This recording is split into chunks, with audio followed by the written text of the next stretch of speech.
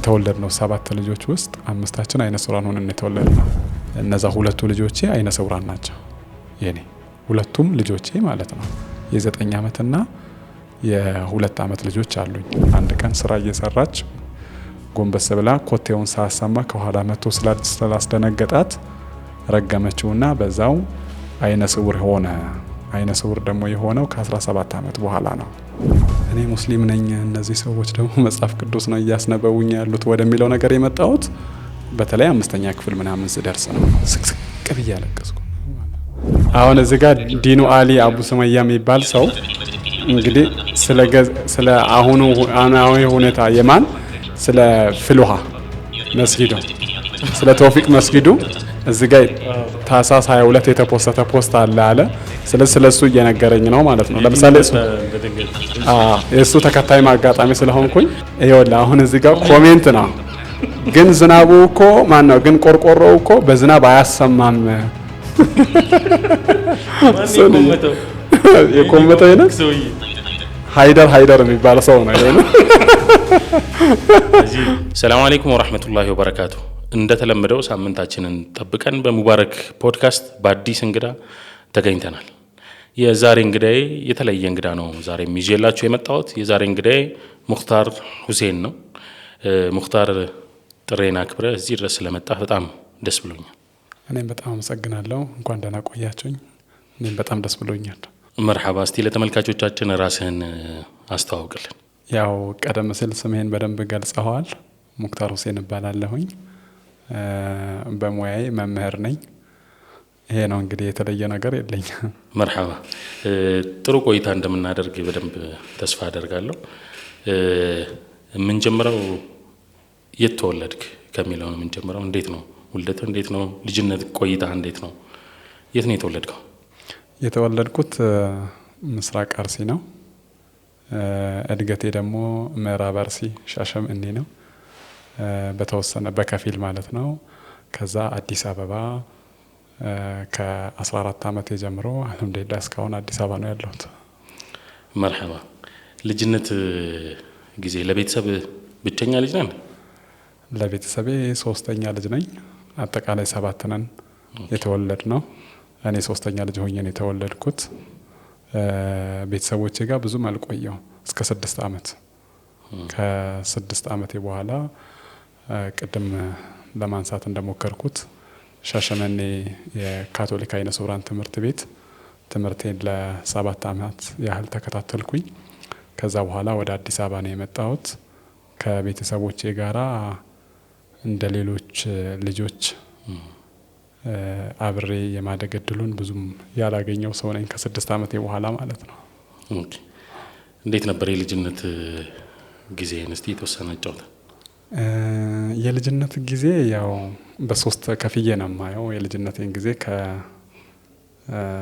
ዓመት በታች ከ6 እስከ 14 ዓመት እና ከዛ በኋላ ደግሞ እስከ 18 ዓመት ያለውን ጊዜ ነው ከፋፍዬ እንትን ነው። የተለየ ትዝታ ያለኝ ከ7 ዓመቴ እስከ 14 ዓመት ያለው ሻሸመኔ አይነ ስውራን ትምህርት ቤት የተማርኩበት ሻሸመኔ ካቶሊክ አይነ ስውራን ትምህርት ቤት የተማርኩበት ልዩ ትዝታ ያለኝ እዛ ነው። ልዩ በቃ በሶስቱ ከከፈልኳቸው ጊዜያት ውስጥ ልዩ ስሜትም ልዩ ብስጭትም ያሳለፍኩበት ጊዜ በህይወቴ ውስጥ የተለየ ለውጥ ያመጣሁበትም ጊዜ ይሄኛው ነው።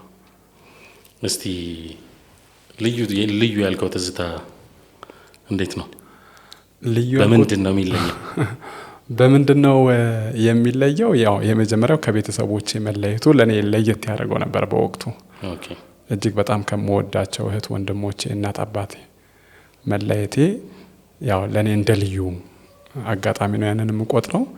እንደዛ ኖራለው የሚል ግምት አልነበረኝም። ማለት መቼም ከእናት አባቴ ምለይ አይመስለኝም ነበር።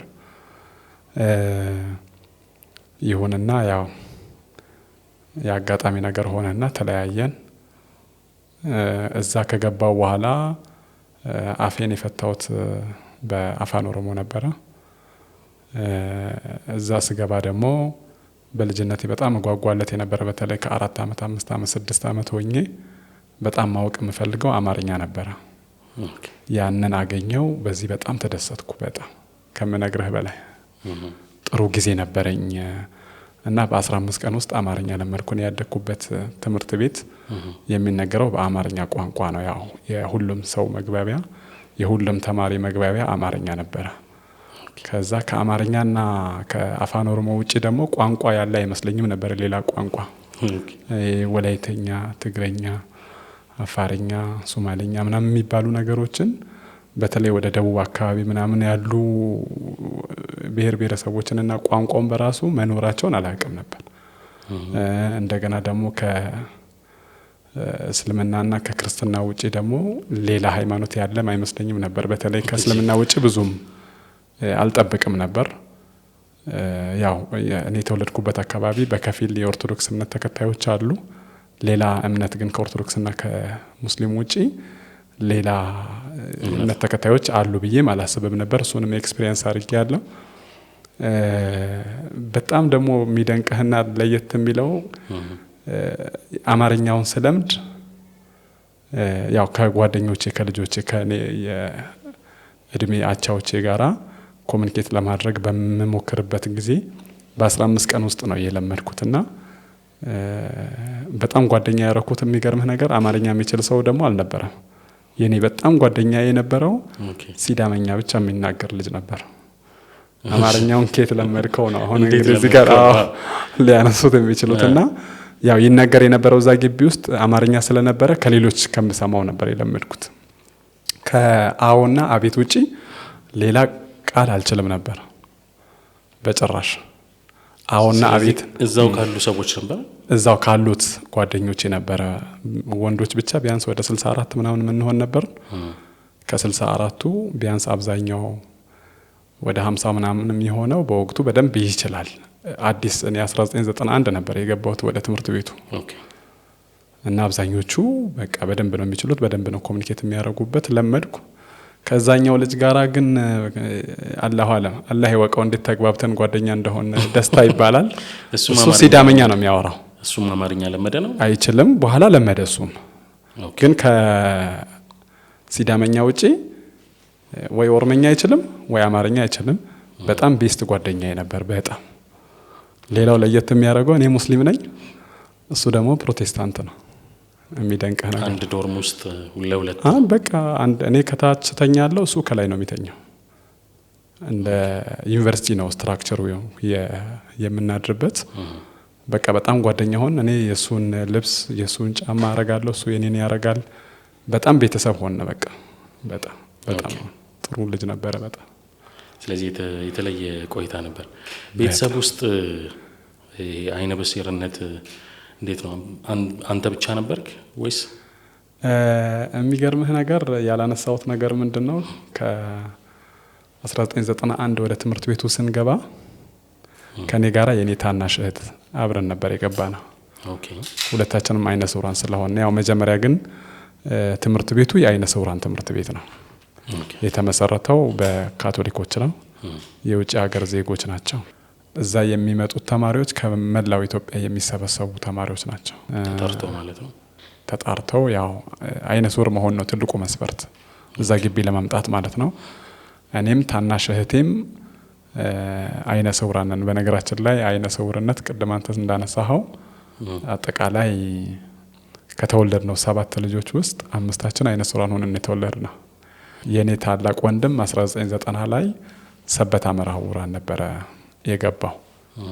እኛ እድሜያቸው አልደረሰም ተብለን ነው 1991 የገባነው ሁለታችን ማለት ነው። የኔ ታናሽ እህት ምንም እንኳን ቲኔጀርን ብትሆን አብረው ይሆኑ ሁለቱም ትንንሾች ስለሆኑ አብረው ይሆኑ ተብሎ እንደ ትብብርም ነው አብረን የገባነው ማለት ነው ሻሸመኔ። እና እኛ ቤት አይነ ስውርነት ብዙ ለኦዲየንስም ሊያስቸግር ማለት ሊደንቅም ሊገርምም ይችላል። 5 ነን።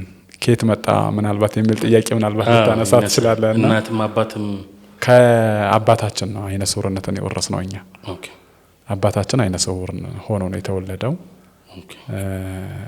ያንንም ያወቅኩት ያው በሕክምና ከዶክተሮች ነው እንጂ የአካባቢው ማህበረሰብ ስቲል ነው የሚለው አባታችሁን እናቱ ረግማው ነው በእርግማን የመጣ ነው ነው ብለው የሚነግሩን እስከዛሬዋ ሰዓት ድረስ እንደዛ ብሎ ነው የሚያምኑት። ምን አድርጎ ነው ብለን ደግሞ ያው እኛ እንደ ልጅ እንጠይቃለን። ለምንድነው አያታችን ወይም ደግሞ እናቱ የረገመችው ስንል አንድ ቀን ስራ እየሰራች ጎንበስ ብላ ኮቴውን ሳሰማ ከኋላ መጥቶ ስላስደነገጣት ረገመችውና በዛው አይነ ስውር ሆነ። አይነ ስውር ደግሞ የሆነው ከ17 ዓመት በኋላ ነው ብለው ስቲል ነው ያወራሉ አካባቢው ላይ ማለት ነው። ግን ያው እንትኑ ሲታይ እውነታውና ትክክለኛ ነገሩ ምንድነው? በዘር የሚተላለፍ አይነ ስውርነት አለ። እዚህ ጋር አሁን ማህበረሰቡም እንዳይሳሳት ሁሉም አይነ ስውርነት በዘር ይተላለፋል ማለት አይደለም። አይነት አለው። እንትኑ ሞራ ነው። ይሄ ሞራ ሁለት አይነት ነው። ከጊዜ በኋላ የሚመጣ የሞራ ግርዶሽና በተፈጥሮ ደግሞ የሚመጣ የሞራ ግርዶሽ። ስለዚህ የኛ ፋሚሊ በተፈጥሮ የሚመጣው የሞራ ግርዶሽ ነው ማለት ነው። ለዛም ማረጋገጫ ምንድነው? ለምሳሌ እኔ 2 ልጆች አሉኝ። አልহামዱሊላህ እነዛ 2 ልጆቼ አይነ ስውራን ናቸው። የኔ ሁለቱም ልጆቼ ማለት ነው። የ9 ዓመትና የ2 ዓመት ልጆች አሉኝ። ሁለቱም አይነ ስውራን ሆነው ነው የተወለዱት። ከማን ነው ይሄም የተወረሰው? ከኔ ነው። ከባለቤቴ ሳይሆን ከኔ ነው አይነ ስውርነቱን እነሱ የወረሱት ማለት ነው። ይሄንን ደግሞ የሕክምና ባለሙያዎቹም ማረጋገጫ ሰጥተውናል ማለት ነው። አልহামዱሊላህ። ኦኬ አጂብ። ስለዚህ ያው ከቤተሰብ የመጣ ነው። ማህበረሰቡ በእድገታችሁ ላይ ከልጅነት አንስቶ ከፍ ያልከን በሄድክ ቁጥር እንዴት ነበር አቀባበል ሁኔታው እንዴት ነበር የማህበረሰቡ? አባታችን ይመስለኛል የማህበረሰቡን አመለካከት አይነ ስውራን ሰርተው ሊያድጉ ሊለወጡ እንደሚችሉ እኛ ከመወለዳችን በፊት ማህበረሰቡን አመለካከቱን ቀይሮታል ብዬ አስባለሁ። ይሄ እኔ የተወለድኩበትን አካባቢ ነው የምነግርህ። ከዛ ሰፋ ሲል ግን ያው በጣም ብዙ ይቀረናል። አባታችን ግን ሐፊዝ አልቁርአን ነው የነበረው አላህ ይራህመውና ከዛ በኋላ ቁርአኑን ከጨረሰ በኋላ ቁርአን ያቀራል። እንደገና ደግሞ ነጋዴ ነው፣ ይነግዳል። ስለዚህ ያቋልና የአይነ ስውሩ ሱቅ የአይነ ስውሩ ሰውዬ ሱቅ ነበራቸው። አዎ በቃ እንደዛ ማለት ሱቅ ነበራቸው። ሱቅ ማለት መደብ ነው። እየሄዱ በቃ በጣም ከሌላው ሰው ደንበኛ አድርገውት ከሱ የሚፈልጉትን ነገር ይገዙ ነበር እና እስከ መጨረሻዋ ድረስ ህይወቱ እስኪያልፍ ድረስ ነጋዴ ነው ነበር። በንግድ ነው እኛንም ያሳደገን ማለት ነው አባታችን እዛ እያለን ማለት ነው። ከዛ በኋላ ግን ያው ቅድም እንዳነሳሁት በሻሸመኔ አይነ ስውራን ትምህርት ቤት በሚሽነሪዎቹ ስለሆነ ታግዘን ያደግነው ከእሱን የምናገኘው እናትና አባታችን ሌሎች እህቶቻችንን የምናገኘው ክረምት ነበር። አልহামዱሊላህ የምንፈልገውን ነገር በቻለው አቅም በደንብ እየረዳን ነው ያሳደገን። አላህ ጀዛውን። ስለዚህ ማህበረሰቡን እንትን ቀይሮታል ማለት ነው። ምናልባት ማህበረሰቡ በጣም ጥያቄ የሆነበት የነበረው ምንድነው አይነ ስውራን መማር አይችሉም የሚለው ነው። እሱ በእንትንም ገጥሞታል። በመስሪያ ቤት የመንግስት መስሪያ ቤቶች ላይ ሄዶ እኛ እንድንማርለት ይፈልግ ስለነበር አባታችን ልክ 3-4 ሆነን ስንወለድ አይነ ስውራን መሆናችንን ሲያቅ እነዚህ ልጆች ትምህርታቸውን መማር አለባቸው ብለው በአቅራቢያው ወደሚገኝ ሰራተኛና ማህበራዊ ጉዳይ ሄዶ እኔ አይነ ስውራን ልጆች አሉኝ እነዚህ ልጆች ማስተማር ፈልጋለሁ ሲል አይነ ስውራን እኮ ስልጠና ወስደው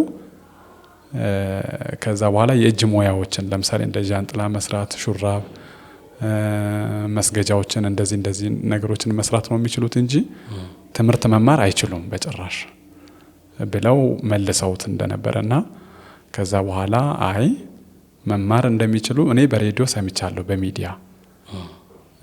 በሚዲያ ደግሞ ያለው ነገር እውነታው ነው የሚነገረው እንጂ በሬዲዮ የሚነገረው እንጂ ውሸት አይነገርም። ስለዚህ ብሎ ወደ እኛ ከተወለድንበት ከፍ ወደ አለበት ቦታ ሄዶ እኔ አይነ ስውራን ልጆች አሉኝ ወደ አሰላ ማለት ነው።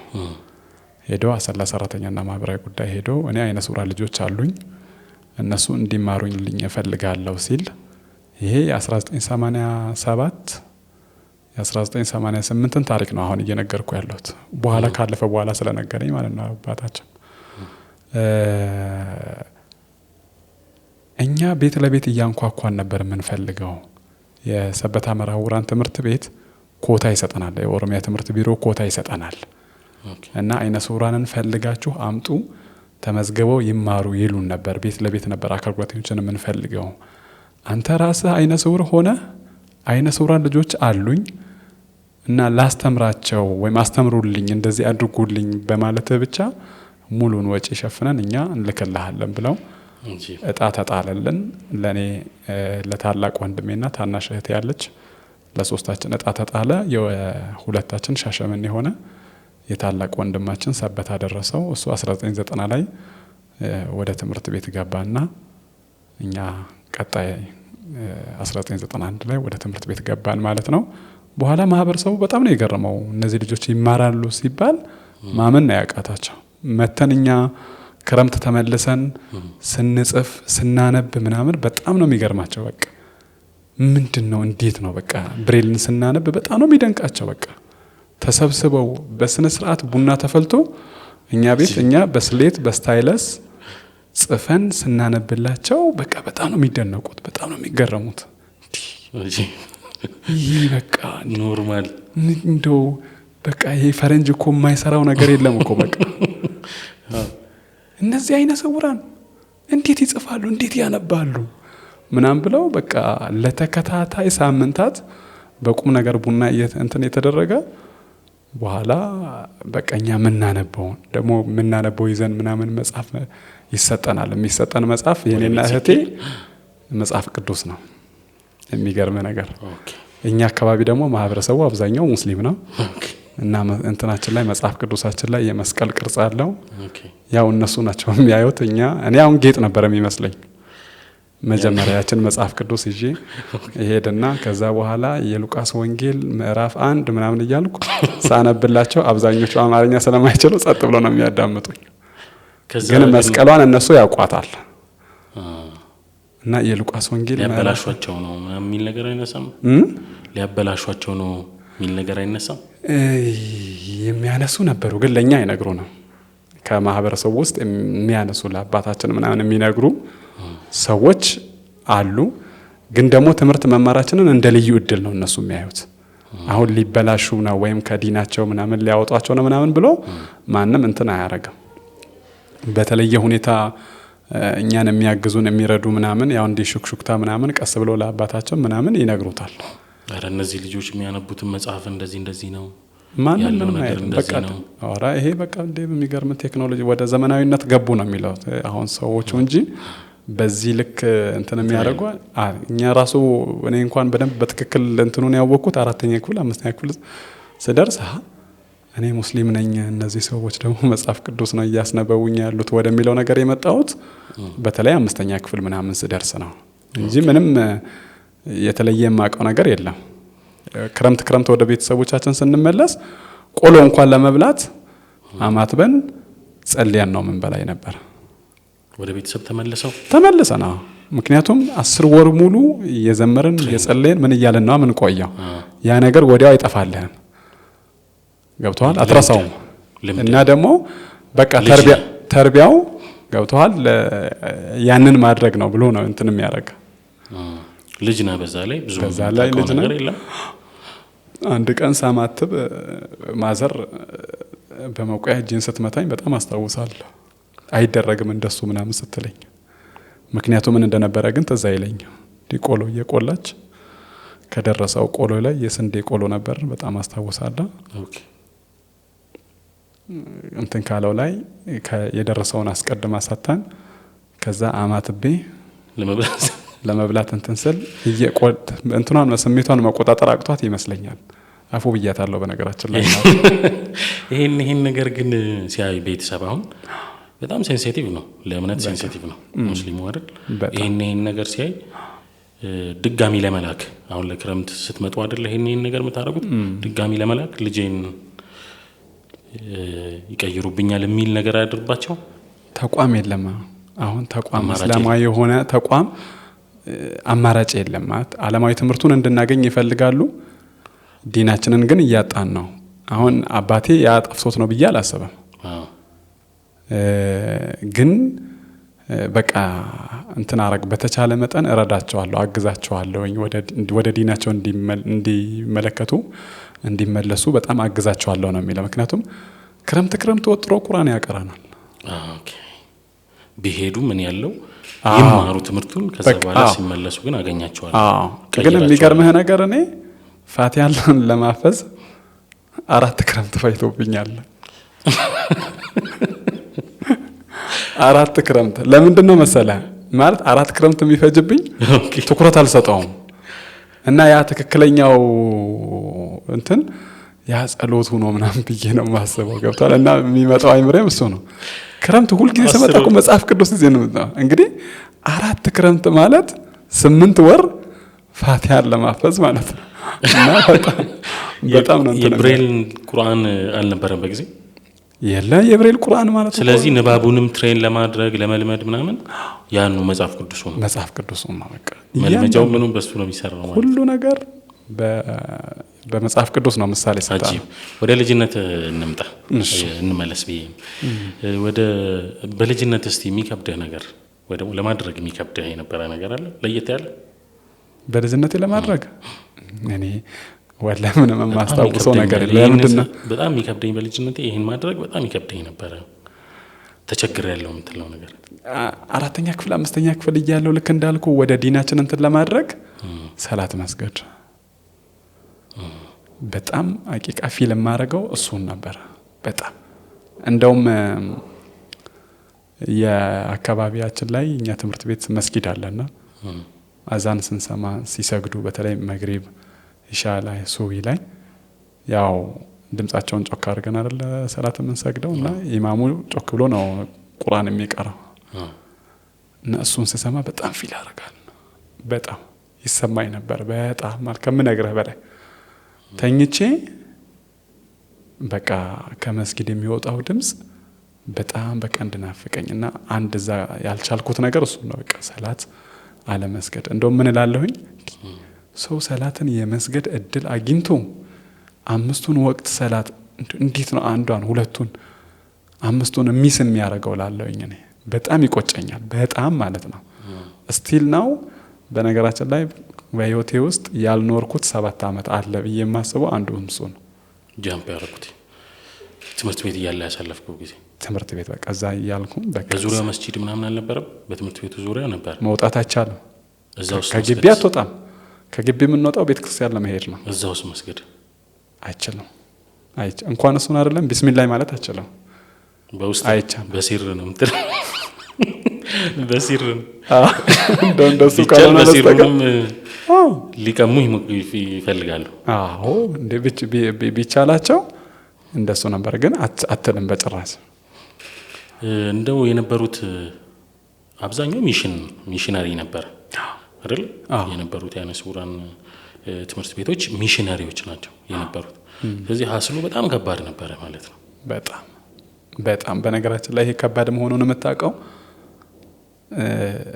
በአንድ አመት ውስጥ እዛ ግቢ ውስጥ የምንቆየው ቢያንስ በትንሹ 64 ወንዶች 64 ሴቶች ቢሆኑ 128 ተማሪ በአንድ ጊዜ ማስተናገድ ይችላል ትምህርት ቤቱ። የሚገርም ነገር ከዛ ውስጥ መቼም የሻሸመኔን እንትን አንተ በደንብ ታውቀዋለህ። እዛ አካባቢ ያለው ማህበረሰብም ከማገልገልም ከምንም አንፃር ከመላው ኢትዮጵያ ሰው ይምጣ እንጂ ከዛ የሚመጣው የሙስሊሙ ቁጥር ከፍተኛ ነው። እዛው ትምህርት ቤት ውስጥ የነበረው እዛኛ የነበር ነው ማለት ነው።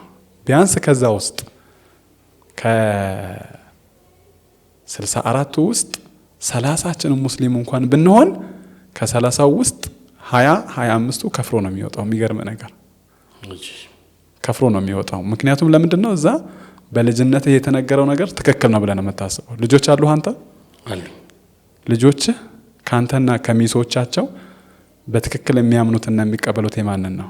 የሚሶቻቸው ነው። አዎ ኤግዛክትሊ።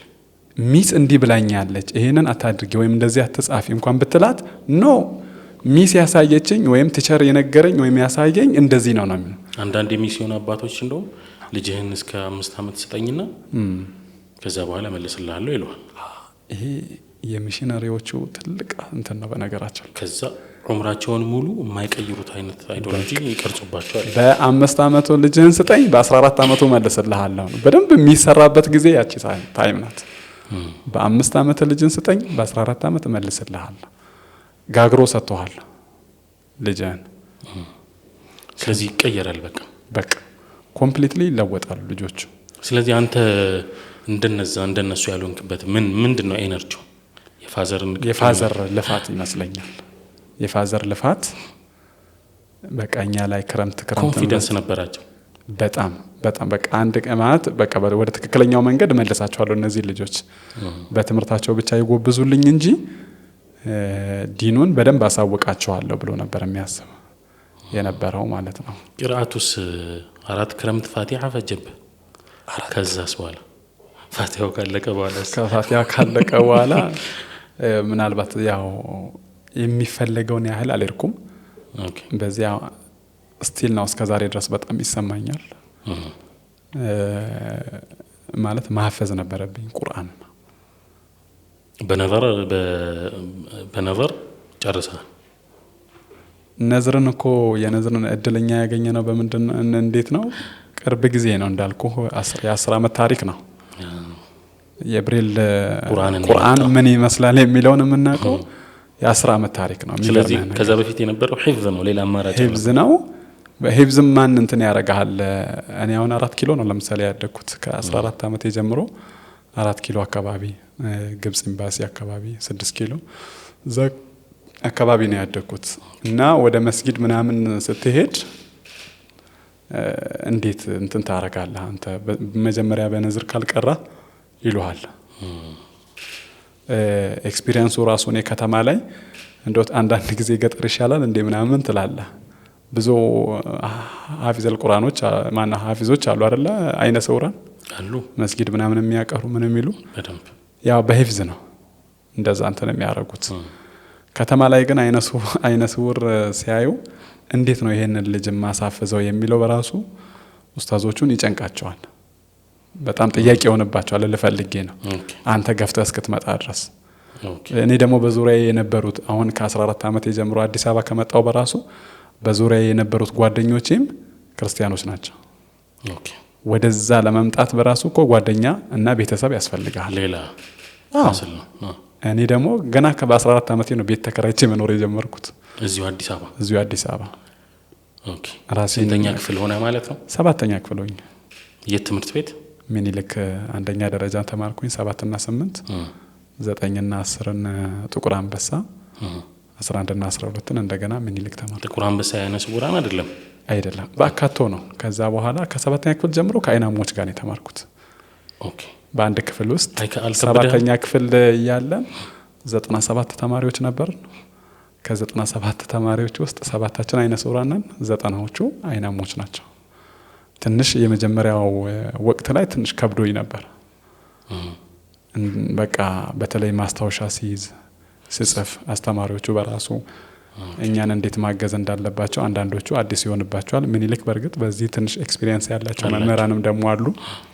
መጽሐፍ ማግኘት በጣም ፈተና ነበር። አንድ መጽሐፍ አታገኝም ለአንድ ተማሪ። የግዴታ ብሬል የተጻፈ መጽሐፍ ማለት የለም አታገኝም። የግዴታ አፍንጮ በር ላይብረሪ ነበረ። እዛ አፍንጮ በር እየሄድን እናጠናለን መጽሐፍ እየተቀያየርን። እኔ ለምሳሌ 7ኛ ክፍልን ሶሻል ስቴዲ ለምሳሌ ከያዝኩ እኔ እስከጨርስ ድረስ ሌላ ሰው ባዮሎጂ ያነባል። ኦኬ እየተቀያየርን ነበር የምናነበው። በቂ አልነበረም፣ በሚፈልገው ልክ በቂ አልነበረም። ግን አልহামዱሊላህ በጣም ቆንጆ ነበር። ኤክስፒሪየንሱን በጣም ቆንጆ ነበር። እየተላመድከው ስትሄድ ደግሞ በጣም ተላመድን። በዛ ላይ በጣም ጎበዝ ተማሪዎች ነበርና ስንተኛ ወጣህ? 7ኛ ክፍል የሁላችንን ብነግርህ ይሻላል። እሺ አንድ ልጅ ምናልባት አሁን እንግዲህ ወይ ስክሮል ሳያደርግ ወይ በየሆነ ሊያየን ይችላል። 7ኛ ክፍል እያለን ህሉፍ የሚባል ልጅ ነበር። አይናማ ነው እሱ። ከአንደኛ ክፍል እስከ ስድስተኛ ክፍል አንደኛ እየወጣ ነበር የመጣው። በኋላ እናንተ ገባችሁ? እኛ ገባን አንድ ላይ፣ ያው እሱም አለ። ገባን እና ከአንደኛ እስከ 7ኛ አይነ ስውራን ወጣን። ከአንደኛ እስከ 7ኛ አይነ ስውራን ደረጃውን ያዝ ነው። ህሉፍ 98 አምጥቶ አብሬጅ 8ኛ ወጣ። አለ። የሚገርም ነገር በቃ ተናደደ በጣም ሄደ ከሰሰን። አይነ ስውራን ማት፣ ፊዚክስ፣ ኬሚስትሪ ስለማይማሩ በለጡኛል። አትማሩም ነበር እናንተ? እኛ እንማረው እነዚህ ሳብጀክቶች ኬሚስትሪ፣ ፊዚክስ፣ ማት እኛ ፍሪ ነን አንማር። አንደኛ መጽሐፍም የለም፣ ሁለተኛ ካሪኩለሙም አይፈቅድም። ስቲል ነው በነገራችን ላይ የለም። ስቲል ነው። ለምንድን ነው? ምክንያቱ ምንድን ነው? እንግዲህ ጥያቄው ለትምህርት ሚኒስቴር ቢቀርብ እንግዲህ ያ ካልኩሌሽን አለ ምን አለ እንደዚህ ግን ለአይነ ስውራን በሚመች ሁኔታ ማዘጋጀት አሁን ባደጉት ሀገራት ጥሩ ኤክስፒሪየንሶች አሉ። ስለዚህ ሞር ወደ ሶሻል የመሄድ ፕሮባቢሊቲ ያለው ማለት ነው። ግድ ነው። ሶሻል ተማር ነው የምትባለው ግድ ነው። ናቹራል የለም። ናቹራል ግራጁዌት ኢትዮጵያ ውስጥ በጭራሽ አይታወቅም። አይነ ስውር ከሆንክ አይቻልም። ወደ ሶሻሉ ነው ግድ። ትልቅ የቤት ስራ ነው ማለት ነው። በጣም ትልቅ። በዚህ ደግሞ በጣም ፍላጎቱ ያላቸው እውቀቱ ያላቸው ሰዎች አይነ ስውራን አሉ። የሚገርምህ ነገር ሞር እንደውም ሂሳቡ ላይ እንደውም በጣም ፐርፌክት የሚሆኑ ይመስለኛል።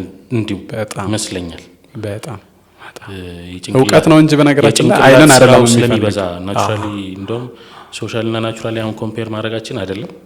ተመልካቾቻችን ግን በጣም ሞር የጭንቅላት ስራ የሚፈልገው የናቹራሉ ነው፣ ፈለጣው ነው።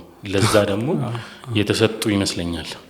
ስለዚህ የቤት ስራውን እንተዋለን ኢንሻአላህ። ደግሞ መርሐባ።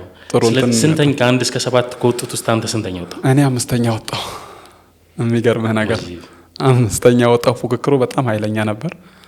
አንድ በጣም በኔ ህይወት ውስጥም አልহামዱሊላህ በራሱ ህይወትም ጥሩ እየሄደ ያለ ልጅ ነበር። አስራር የሚባል አስራር አደም በጣም የልብ ጓደኛዬ ነው። እሱ ነበር አንደኛ የወጣው። የሚገርምህ ነገር ከሰባተኛ ክፍል እስከ 12ኛ ክፍል በአካቶ እንማር እንጂ አንድ ላይ ነበር የነበርነው። ሻሸመኔ ካቶሊክ ትምህርት ቤትም ስንማር አንድ ላይ ነበር ነው። የሚገርምህ ነገር ከሁለተኛ ክፍል ነው እኛ ጋር ጆይን ያደረገው። ከሁለተኛ ክፍል እስከ 12ኛ አብረን ነው የተማርነው። እሱ ከ7ኛ እስከ 12ኛ ክፍል ከሆል ሴክሽን አንደኛ ነው የሚወጣ። ሂዝ ብላይንድ አጂብ። የሚገርምህ ነገር እና ሁል ጊዜ በየትምህርት ቤቱ ከሆል ሴክሽን በቃ እኛ አይነ ስውራን ራሱ አንገታችንን ቀና አድርገን እየተኩራራን እንድንሄድ የሚያደርገን እሱ ነው። እና አላህ ስራውን ይወደድለት። በጣም ጎበዝ ነው። በዲኑም በጣም አሪፍ ነበረ ከኛ የተሻለ። አሁንም ትገናኛላችሁ? አዎ፣ ሰብአዊ መብት ኮሚሽን ነው የሚሰራው አሁን። ኦኬ። እንገናኛለን በጣም አልፎ አልፎ። ኤነርጂ የሚሆነው እሱ ነበር። በጣም ለኔ በጣም የሚገርም ነገር። የሚከብድህ ትምህርት ምንድን ነበር? በጣም የሚከብደኝም በጣም የምወደውም ሶሻል ነበር። የምወደውም የሚከብደኝ። አዎ፣ በተለይ የሚገርምህ ነገር እኔ አላህ ይራህመውና አባቴ ምንድነው መሆን የምትፈልገው ሲለኝ ሳይንቲስት እለው ነበር። ኦኬ። እና ሳይንቲስት ሲባል ደግሞ በኋላ ነገሩን እንትን ሳረገው እንደዛ እንትን አንድ ነገር ላይ ምርምር ማድረግ በተለይ ደግሞ ስለ መሬት እርዝን ማወቅ እና በቃ 7ኛ ክፍል በተለይ 8ኛ ክፍል ላይ እነዚህ የመሬት ክፍሎች በ3 ተከፍለው ምናምን በቃ የተቀመጡት እሱ በጣም ይመስጠኝ ነበርና ይሄ አስራር ምልህ ልጅ ስለ እርዝ የሚያወራውን ፓርት ልክ እንደ ቁርአን ለማፈዝ በጭንቅላቴ ለመያዝ አስጠናኝ ብዬው አስጠንቶኝ ፕሬዘንቴሽን ያቀረብኩበትን ጊዜ አረሳውም። 8ኛ ክፍል እያለሁ 8ኛ ክፍል በነገራችን ላይ 1999 ነው የነበርኩት።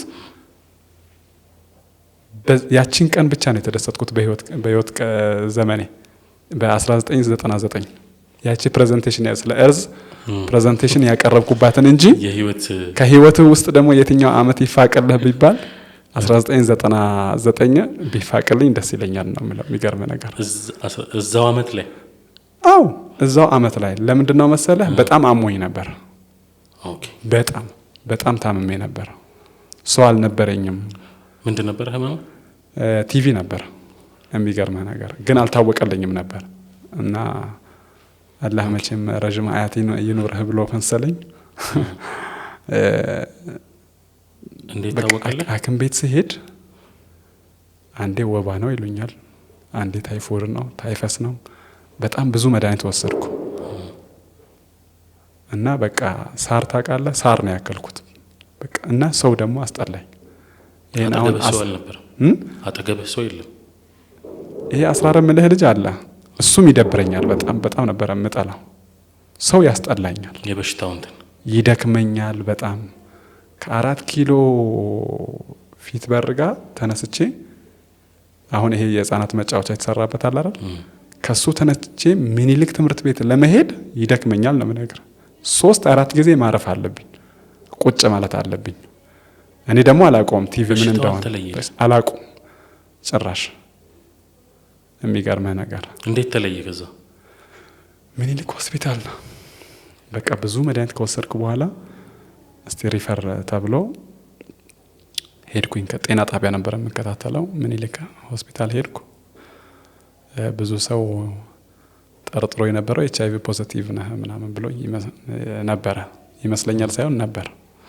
በቃ በጣም በተደጋጋሚ ነው የኤችአይቪ ኤድስ ምርመራ ያደረኩት እና ከቫይረሱ ነፃ ነኝ፣ ግን ደግሞ ምግብ አልበላም፣ በጣም ቀጭን ነኝ፣ በጣም ይደክመኛል፣ ያልበኛል፣ ልነግርህ አልችልም። በቃ ያኔ ያየሁት ፈተና በጣም ከባድ ጊዜ ነበር፣ በጣም ከምነግርህ በላይ እና መምህራን እስኪናገሩኝ ድረስ ሚኒስትሪ ወሳጅ ነኝ። የሚገርመህ ነገር ክፍል መምጣት ያስጠላኛል፣ ይደብረኛል በጣም ስማት ስለሚደክመኝ እኮ ነው። በቃ በሽታው አልተለየም፣ በዛ ላይ በሽታው አልተለየም። ሁልጊዜ መድኃኒት። ትምህርቱ ግን እንዴት ሆነ? ከዛ ማጥናቱ ያስጠናኛል። ለራሱም ሲያጠና እንዲንትን ስለምሰማው በቃ እንትን አረጋለሁና እንዲሁ የምወደው ሳብጀክት የሶሻል መምህሬ ከክፍል ስቀር ሙክታር አለኝ። አቤት ለምንድነው የምትፈርፈው? ጸጥ አልኩት። ለምንድነው የምትቀረው ከክፍል? ዋ ነግሬሃለሁ። አሁን ሚኒስትሪ ወሳጅ ነህ አይደል? አዎ ሙክታር ደጋግሜ ነው የምነግርህ። ያዳልጣል፣ እንደ ሙዝ ልጣጭ ያዳልጣል። ከዚህ በኋላ የምትቀራ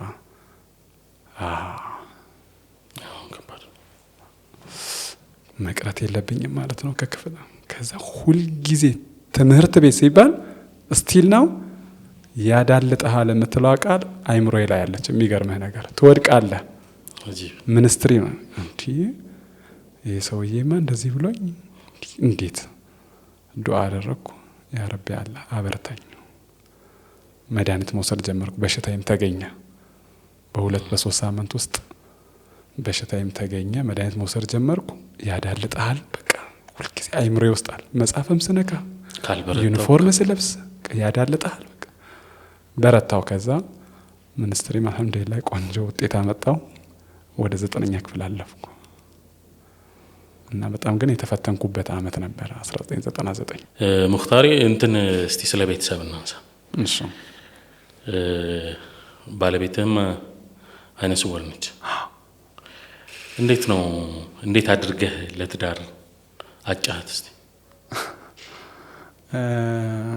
አጋጣሚ ሆኖ አብረን የተማርነው ከሷ ጋር አብረን የተማርነው ማለት እሷ በተወሰነባች ትበልጠኛለች፣ ትቀድማለች ከኔ። ግን ያላህ ስራ ነው። የሚገርምህ ነገር ያው ባለቤቴ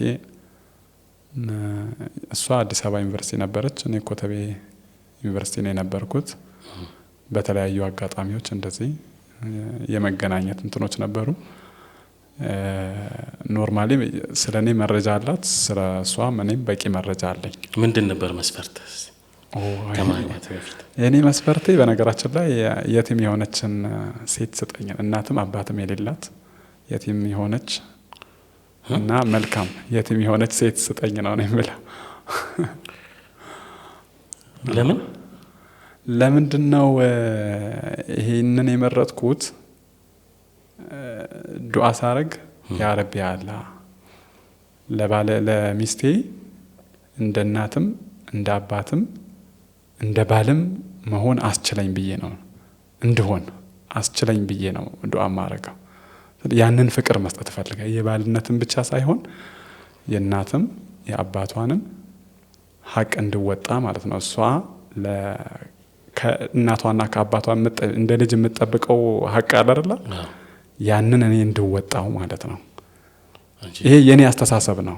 ያንን ልወጣው አልወጣው የምታውቀው ባለቤቴ ናት፣ እኔ አይደለሁም። ያንተ ዱዓ ግን ይሄ ነበር? የኔ ዱዓ ይሄ ነበር። የሚገርም ከዛ እንደዛ ነች።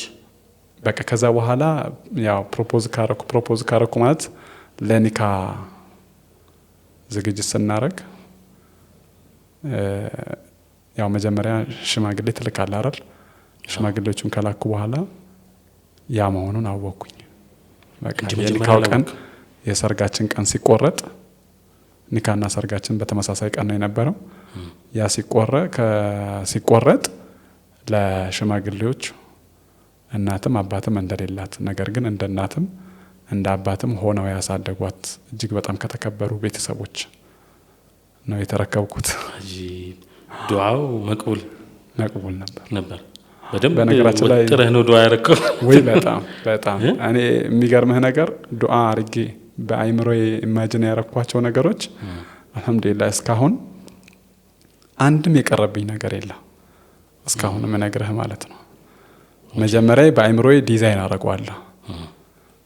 ከዛ ለዛ ዲዛይን ላደረኩት ዱዓ አረጋለሁ ወጥሬ።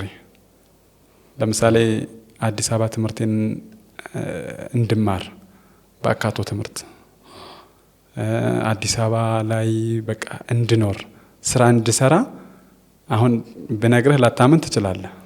እኔ 2ኛ ክፍልና 3ኛ ክፍል እያለሁኝ ነው ዱዓ የሚያረኩትም ኢማጂንም ያረኩት። ስለ አዲስ አበባ ማቀው ነገር የለም። እንዲሁ ሲያወሩ ልጆች ሲያወሩ ከአዲስ አበባ የመጡ ልጆች ሲያወሩ ብቻ ነው የሰማሁት። ምን አይነት ሀገር ትሁን፣ ምን ያህል ተስፋ፣ ምን ያህል ተጥበብ፣ ምን ያህል ቆንጆ ናት፣ ምን ያህል አስቀያሚ ናት የሚለው ነገር ምንም የማቀው ነገር የለም።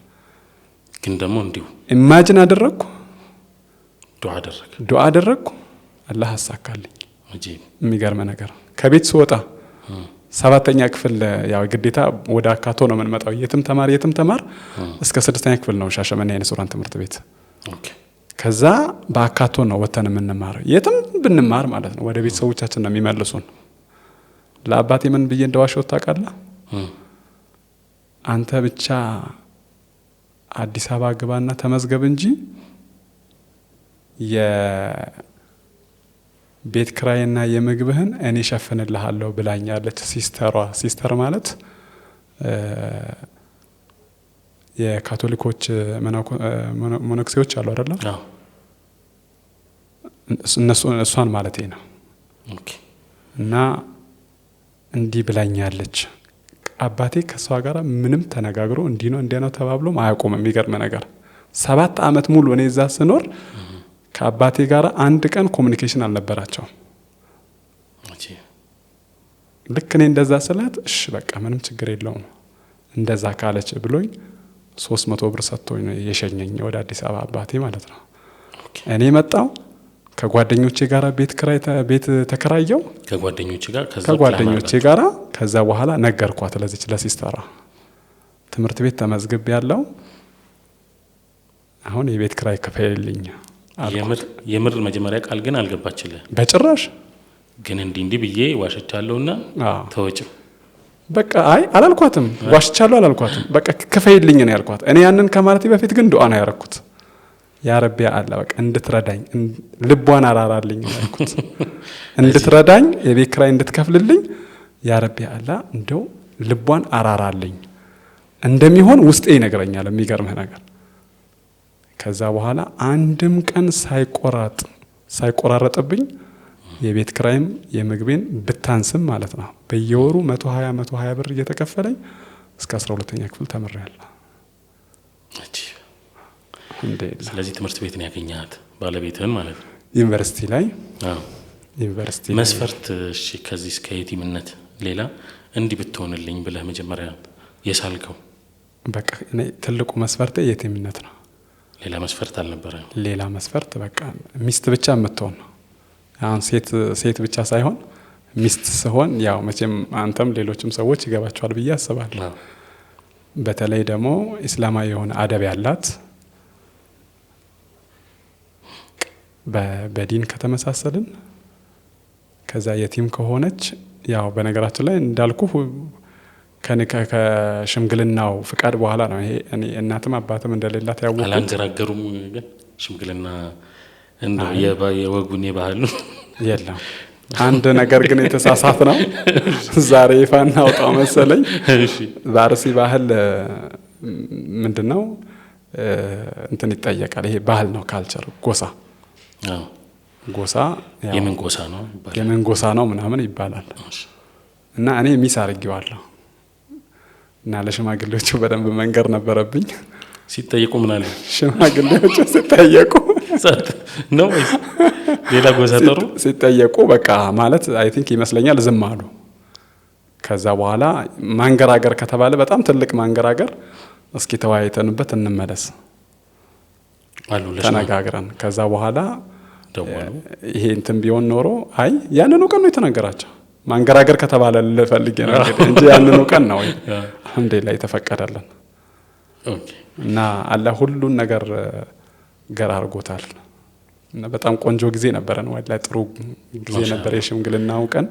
አጋጣሚ ሆኖ እኔም ነበርኩኝ በአቅራቢያው፣ እጅግ በጣም በአቅራቢያው ሊባል በሚችል ሁኔታ። አላህ ያክብራቸው።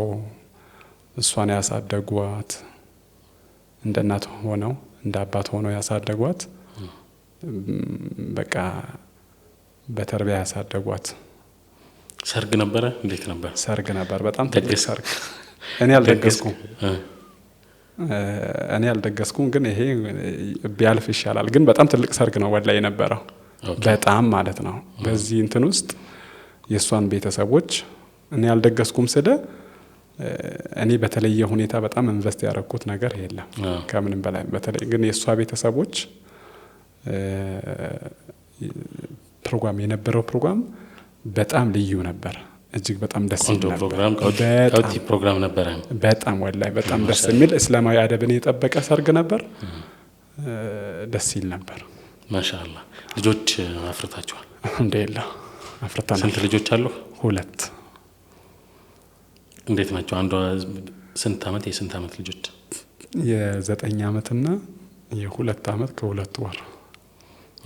ቅድም አንስተልኝ ነበር። አይነ ስውራን ናቸው? ሁለቱም አይነ ስውራን ናቸው። ሁለቱም አይናቸውን በሕክምና ተሞክሯል። የተሻለ እንዲሆን ከፊል እይታ አላቸው። ሁለቱም ከፊል እይታ ማለት 3 አይነት አይነ ስውርነት አለ። የመጀመሪያው ቶታል ብላይንድ ወይም ሙሉ ለሙሉ አለማየት ነው። ሁለተኛው የቅርቡን ብቻ ማየት፣ እሱም ከፊል እይታ ነው የምንለው። ሌላው ከፊል እይታ ደግሞ የሩቁን ማየት፣ የቅርቡን አለማየት። የኔ ልጆች የቅርቡን ያያሉ፣ የሩቁ አይታያቸውም። ይሄም ግን የተሻሻለው በሕክምና ነው።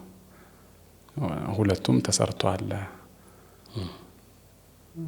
ተወልደው በ9 ወራት፣ የመጀመሪያው በ9 ወሯ፣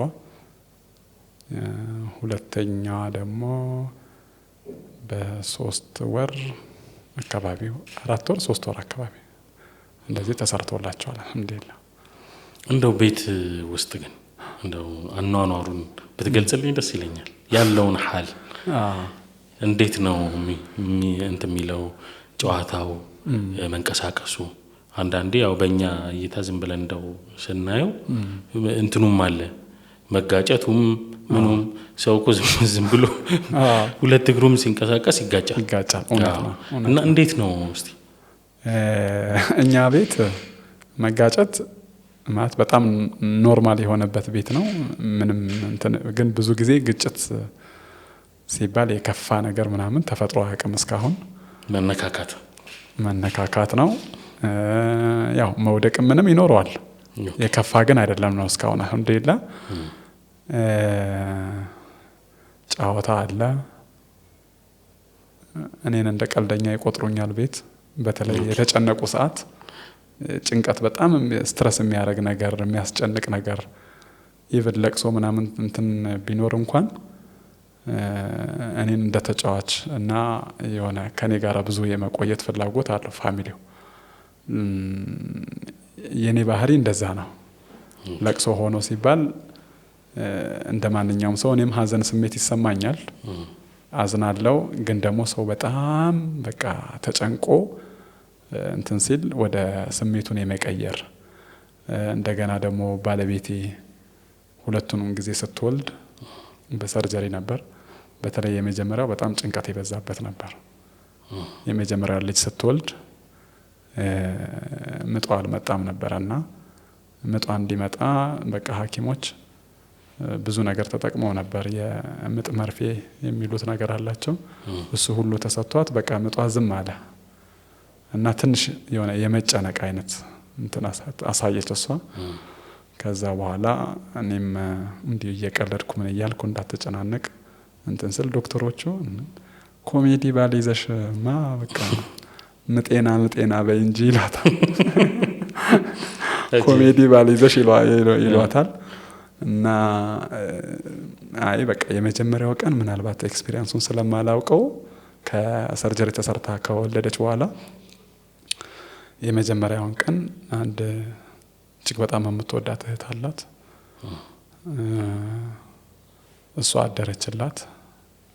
እህቷ ስለ ከአንድ እናት ከአንድ አባት የተወለዱ አይደለም፣ ግን ያው እህቷ ናት፣ የአክስቷ ልጅ ናት እና በጣም ነው የምትወዳት። ሁለቱም በጣም ነው የሚዋደዱት እና እሷ አደረች። ሁለተኛ እና ሶስተኛ ቀን በተለይ ሁለተኛው ቀን ካላደርኩ አልኩኝ እኔ እና ማደር አለብኝ ምክንያቱም ኤክስፒሪየንሱን ማየት አለብኝ ብዬ 4 ቀን ነበር እንትን የምታረግ የነበረው። እኔ አደርኩኝና እንዲህ እየተጫወተን ሴቶች ያው ወልደው የተኙ ሴቶች ወደ 8 ምናምን የሚሆኑ ነበሩ እዛው። የኔ ልጅም ሴት ናት።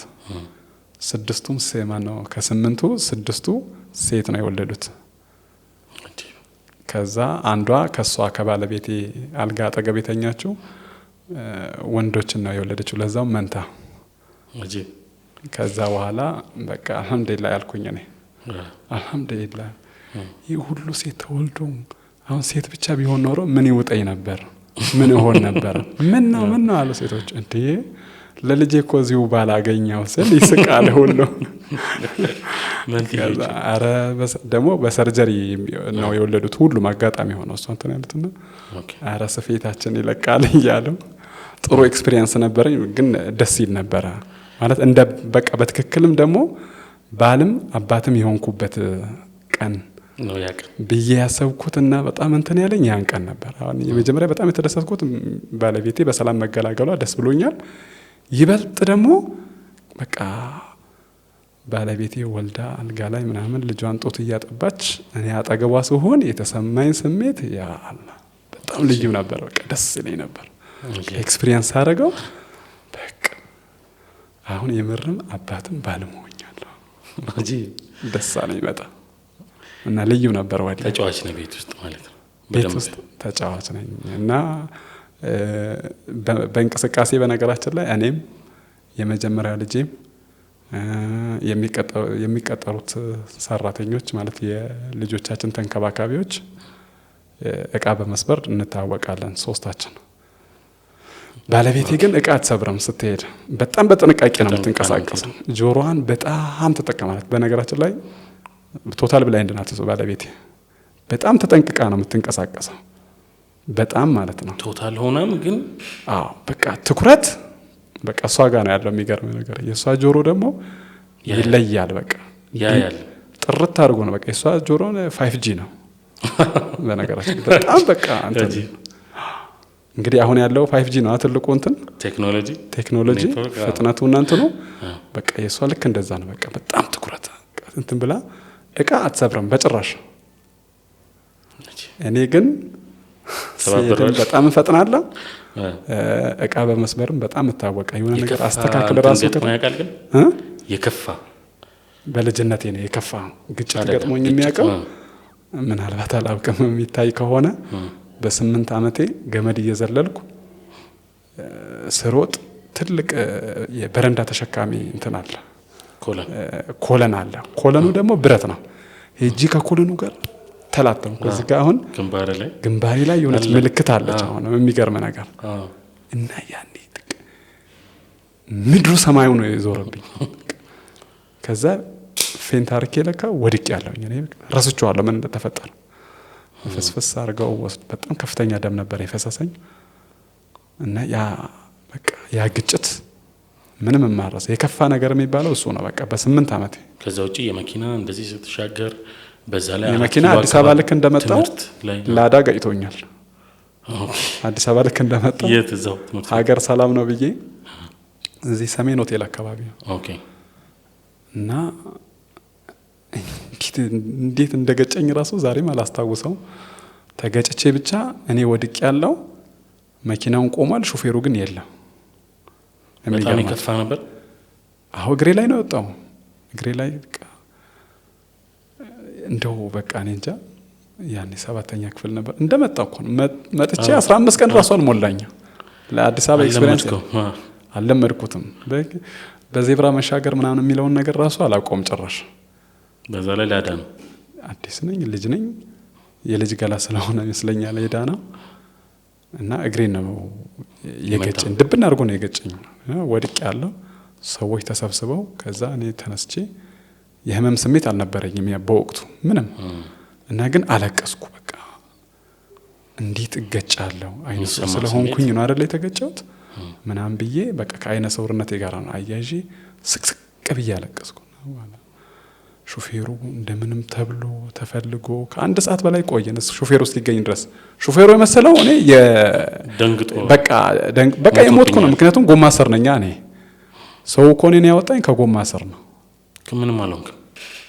በኋላ ማታ ተሰማኝ ህመም ስሜት እያመመኝ በኋላ ግን በቃ ታሻው ዳንኩኝ።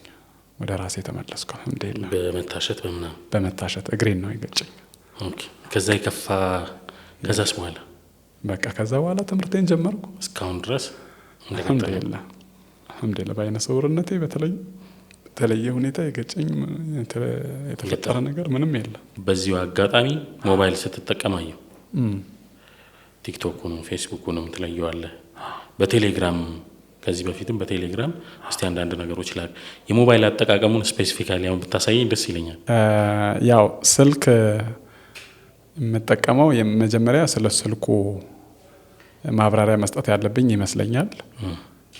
ሶፍትዌሮች አሉ። እነዚህ ሶፍትዌሮች በአጠቃላይ ስክሪን ሪደሮች ናቸው። 3 ሶፍትዌሮች አሉ። አውቶ ቲቲኤስ፣ ኢስፒክ እና ኤሉኬንስ ይባላሉ። እነዚህ 3ቱም አፕሊኬሽን ናቸው። አንዱ ያለ አንዱ ፈንክሽናል አይደለም። አሁን ለምናየው ማለት ነው። አንዱ ያለ አንዱ ፈንክሽናል አይደለም ማለት ለምሳሌ ኢቲአይ ኤሉኬንስ የሚባለው ስራው እንግሊዘኛንም ማንበብ ነው።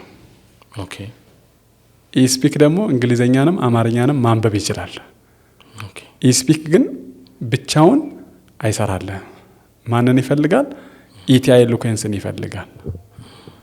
አውቶ ቲቲኤስ ማለት ደግሞ እንግሊዘኛና አማርኛው በሚገባ ተሳስረው እንዲያነቡ የሚያደርግ ሶፍትዌር ነው ማለት ነው። ኢንተርሪሌትድ ነው። አሁን ስክሪን ሪደሩ ለምሳሌ ጠፍቷል ከስልኬ ላይ። ስክሪኑ እንደጠፋ ነው አይደል? አሁን ስክሪኑ ጠፍቷል። እንደጠፋ ነው። ስክሪኑን ባበራው አንተ ነህ ፈንክሽናል የምታደርገው፣ አንተ ነህ የምትጠቀምበት። አሁን አንተ እየተመለከትከኝ ከሆነ አሁን ይሄ ላንተ ነው።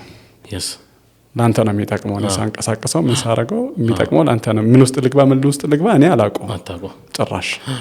ስለዚህ የኔ ለማድረግ የአይነ ስውር ለማድረግ ስልኩን የግዴታ መቀየር አይጠበቅብኝም። ይሄ ስልክ ሳምሰንግ ነው። ይሄንን ስልክ መቀየር አይጠበቅብኝም። አሁን ከላይ ያልኳቸውን ሶፍትዌሮች መጠቀም ነው። አውቶ ቲቲኤስ፣ ኢስፒክ እና ኤሉኬንስን እዚህ ስልክ ላይ መጫን ነው ማለት ነው።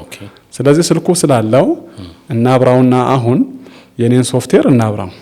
ያው ማብራው የኔን ሶፍትዌር ጫና አድርጌ ነው ማብራው። ምኑ ጋር ነው? ድምጽ መጨመሪያውንና መቀነሻውን አለ ሴንተር ሉክ ድምጽ ማምጣት ጀመረ። ሲስተም ዩአይ አለ ስለዚህ እሱን እከፍተዋለሁ። ኦኬ ስከፍተው ቪዲዮ ውስጥ ነው ያለው እያለኝ ነው ወይም ቪዲዮ አለ እያለኝ ነው። ስለዚህ ልክ ስነካው ወይ አፕሊኬሽን ነው ባክ ልበለውና ወደ ሆሙ መመለስ አለብኝ። ኖርማል ተመለሰ። በቃ አሁን የአዲስ አበባን የአየር ሁኔታ አንተ ስክሪን ላይ ያደረከውን ነገር ነው። ሌላ ነገርም ከሆነ ሌላ ያንን ይነግረኛል ማለት ነው። ስለዚህ አሁን ይሄ ኖርማል ስክሪኑ ስለሆነ የስልኬ ወደ አፕሊኬሽን መግባት አለብኝ። ሉክ አፕሊኬሽን ካላንደር፣ ጌሚንግ ሀብ፣ ፌስቡክን ለምሳሌ መጀመሪያ እንመልከት። እኔ የራሴ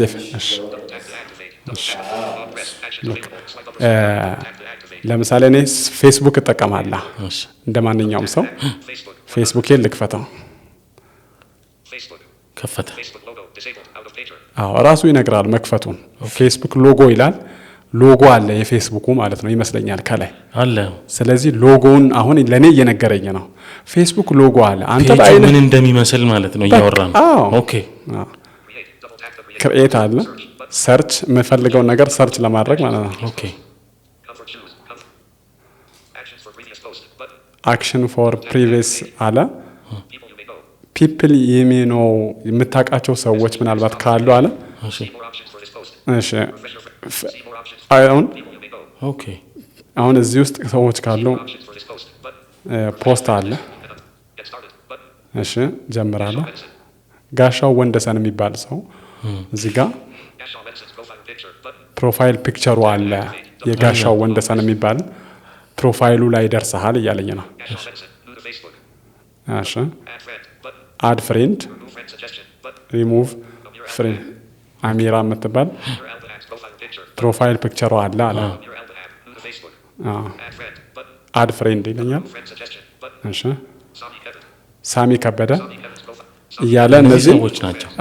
ሰዎች አሁን እዚህ ጋር ዲኑ አሊ አቡ ሱመያ የሚባል ሰው እንግዲህ ስለ አሁኑ ሁኔታ የማን ስለ ፍልውሃ መስጊዱ ስለ ተውፊቅ መስጊዱ እዚህ ጋር ታህሳስ 22 የተፖሰተ ፖስት አለ። ስለሱ እየነገረኝ ነው ማለት ነው። ለምሳሌ እንደድንገት እሱ ተከታይ ማጋጣሚ ስለሆንኩኝ እሱን ለምሳሌ ከ3 ሰዓት በፊት ነው ሼር የተደረገው አለ። ኦኬ አሁን 17 ፎቶዎች አሉ እያለኝ እዚህ ላይ አሁን ፎቶዎቹን እያንዳንዱን ፎቶዎች በነገራችን ላይ ለእናንተ ለአይናሞች የሚታየውን በሙሉ ይገልጻል። ምን ከሆነ ግን ይቸገራል። ብዙ ሰው ከሆነ ይቸገራል። ገብቷላ። ጎላ ብሎ የሚታየውን ግን ያሳያል። አሁን ዲኑ አሊ የኔ ፍሬንድ ስለሆነ በፌስቡክ ዲኑ አሊ ምን ለብሷል፣ እንዴት ነው የቆመው፣ ከነማን ጋር ነው ያለው የሚለውን በቃ ይናገራል። ዲኑ አሊ ለምሳሌ መኪና ውስጥ ቁጭ ብሎ ከሆነ እያወራ ያለው ዲኑ አሊ መኪና ውስጥ ቁጭ ብሎ ነው። ዲኑ አሊ የመኪና መሪ ከያዘ የመኪና መሪ ይዞ ኮፊያ ለብሶ ቁጭ ብሏል። ቆሟል ከሆነ ቆሟል ነው የሚልህ። የሚገርም ነገር። ስለዚህ ፎቶዎችንም ዲስክራይብ ያደርጋል ማለት ነው። አሁን ስክሪን ዘጋባ አለ መሰለኝ። አዎ አለ ራሱ። የሚገርም ነገር ስክሪን ኦፍ አለ ዘግቼዋለሁ እያለ ስለዚህ ከፍተዋል። እሺ ስለዚህ ስዋይፕ ማድረግ አለብኝ። ኦኬ በቃ ዲቫይስ አንሎክድ ይላል ራሱ። ስልክ ከተከፍቷል ነው እዛው የዲኑ አሊ ላይ ስለሆነ 17 ፎቶዎች አሉ አለ። ፌስቡክ በዚህ ልክ እያንዳንዱን ነገር ማኔጅ ማድረግ ትችላለህ ማለት ነው። በዚህ ልክ እንደዚህ በሁለት ጣቴ ወደ ላይ ገፋ ገፋ ሳረገው አሁን ያለው እዛ ውስጥ ስለሆነ ይኸውልህ አሁን እዚህ ጋር ኮሜንት ነው። ግን ዝናቡ እኮ ማነው ግን ቆርቆሮው እኮ በዝናብ አያሰማም። ማን ይቆመተው? የቆመተው ሰውዬ ሃይደር የሚባል ሰው ነው። አጂብ ይሄንን እንትን ያደርገው። እስቲ አሁን ደግሞ እሺ ቲክቶክ እንፈልገው። ያው መቼም ስለዚህ በደም ዴይ ቱ ዴይ እንትንህን እንደዚሁ እንትን ትላለህ? አዎ ኦኬ። እኔም በዚሁ ልክ ፖስታለሁ። ብዙ ጓደኞችም አሉኝ። ትፖስታለህ? አዎ እያንዳንዳቸው ነገር ፖስት ዲኑ አሊ መኪና ውስጥ ሆኖ መጣ። እሺ አሁን ያለ ኢቲአይ ሊኩዌንስ ይሄ ኢቲአይ ሊኩዌንስ ቅድም ስለህ የነበረው ሶፍትዌር እዚህ ጋር አለ ማለት ነው። እስቲ አሁን ቲክቶክን እንፈልግ። ግን ኖርማሊ እኔ እዚህ ጋር ያሉትን ፕሮግራሞች ስለሸመደድኳቸው ቲክቶክ እዚህኛው ፔጅ ውስጥ ያለ አይመስለኝም። ሌላ ፔጅ መግለጥ አለብኝ። ስለዚህ ፔጁን ለመግለጥ በሁለት ጣቴ ገለጥ አረግ። ፔጅ 3 ላይ ነው እሺ አይደለም የቅድሙ ላይ ነው ያለው ሶሪ ምክንያቱም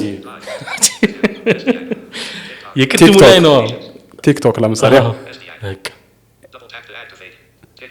አለ በቃ ቲክቶክ ውስጥ ገባ ሉክ አጂብ አሁን ወደ እኔ ፕሮፋይል ሳልተውማል አሁን ወደ እኔ እንትን መግባት አለብኝ ፕሮፋይል ታብ አለ ፕሮፋይልን ስነካው ገባ እኔ ያ ሉክ አሁን ፕሮፋይልን ሊነግረኝ ነው ፕሮፋይል ፎቶ አለ ክሬት ስቶሪ አለኝ ሃፒ ኒው ይር ይላል እንግዲህ ያው የቲክቶክ ሰሞኑ የፈረንጆቹ የቲክቶክ ስያሜ ማን ነው በዚሁ አጋጣሚ የኔ ሙክታርን ፎሎ አድርጉት የጀማ ስንት ፎሎወር አለ እስቲ ዛሬ የተጨመረ ነገር ካለ እስቲ እኔ ፎሎ ያረኳቸው ይበዛ 3367 ፎሎወርሶች ናቸው 10000 ፎሎወር መግባት አለበት የጀማ እንደዚህ ኤክስፕረስ አድርገውልን ስለዚህ ይሄን የምታዩ ተመልካቾቻችን በደንብ ፎሎ እንድታደርጉት ኢንሻአላህ መርሐባ እሺ እንቀጥል 13000 ደግሞ ላይኮች አሉ አለ ስለዚህ እዚህ ጋር የፖስትኳቸውን ምን ያህል እንደታዩ ቪዲዮቹን እያንዳንዳቸውን ኦኬ 224 አሁን እነዚህን ቪዲዮዎች እንትናቸውን ስለማላውቃቸው ያው እኔ ጋር አሁን ፒን ያረኩት ስለሌለ በፖስትኩት ለምሳሌ አሁን ቅርብ ጊዜ የፖስትኳቸው ነው በመደዳ የሚያሳየኝ ስለዚህ እነዛን ነው የምቆጥረው እኔ ስንት እንደታየ እናንተ ግን ይመስለኛል ከልክ ቪዲዮ ከመምጣቱ በፊት የምታዩት ከላይ የምታዩት እንደ ፎቶም ያስቀምጣል ይመስለኛል ቪዲዮውን አይደለ እንትን ያረጋቸዋል አልጎሪዝሙ እንደዛ ይመስለኛል እንትን የሚያረጋላችሁ እኔ ግን ግዴታ መክፈት አለብኝ ለምሳሌ የሌላ ሰው ፕሮፋይል ላይ እንግባስቲ የሌላ ሰው ላይ ሄድኩኝ እስቲ እንየው አይ ይሄ አንተ ነው የኔ ነው ግን ከሌላ ሰው ፕሮፋይል ላይ እንግባስቲ ወደ ሌላ ሰው ፕሮፋይል ለምሳሌ ለመሄድ ከዚህ ልውጣ እስቲ የብሩክ ይሁን ችግር ይሄ ለምሳሌ የብሩክ እንትን ነው ያው ድምጹም እንትን ስለሚያረግ በድምጹ ይለያል እሺ የሱን እንትን እንፈልግ የሱ ፕሮፋይል ላይ እንግባስቲ ኦኬ የላይኛው ነው የምትነካት ሉክ እሺ በቃ ፕሮፋይል አለ ስለዚህ እሱ ውስጥ ገባለ ደብል ክሊክ ሳረጋው ይገባል ወደ ብሩክ ኒውስ ይገባልኛል ማለት ነው ገባል እሺ እሱ ፎሎወሮቹ 1047 እንትና ፎሎ አድርጓል 2.2 ደግሞ ፎሎወርስ አለ ሚሊዮን ሚሊዮን ነው የሱን ቢሰጠኝ ጥሩ ነው ባክ ኢንሻአላህ ትገባለህ አብሽር ላይኩም በጣም ብዙ ነው ትገባለህ ኢንሻአላህ ሜሴጅ አሁን ለምሳሌ እዚህ ጋር ለጽፍለት ብፈልግ ሉክ እቺን ነው ሜሴጅ ጠቅም ማረጋት ኦኬ ስለዚህ እዚህ ጋር ሃይ ፈልጌ እስቲ ሃይ ብለህ ጻፍለት እስቲ እሺ አየህ ሜሴጅ አሁን